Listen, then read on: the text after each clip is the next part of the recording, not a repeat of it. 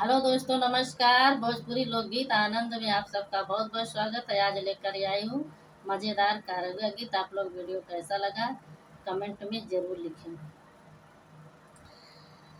झपवन करैला बगिया फरै छोटी नाना दी। झपवन करैला बगिया फरै छोटी नाना दी। ससुरु हमारा बोआइले न ससुइया मोर बोआ मैयो। ससुइया मोर बोआ मैयो।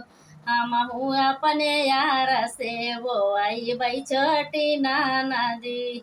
हमहू अपने यार से बोआई बै छोटी नाना दी।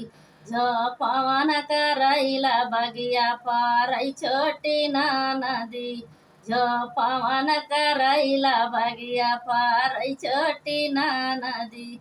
जेठा हमारा बोवैले न जेठनिया मोर बोआ मैयो। जेठनिया मोर बोआ मैयो।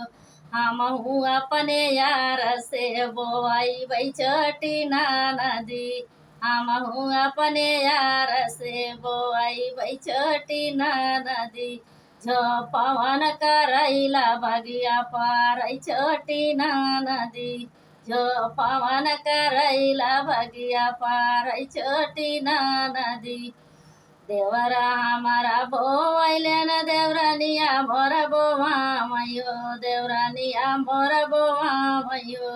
हमहू अपने यार से बोआई बै छोटी नाना दी।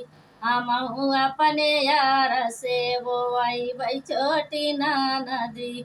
झपवन करैला बगिया फरै छोटी नाना दी। झपवन करैला बगिया फरै छोटी नाना दी।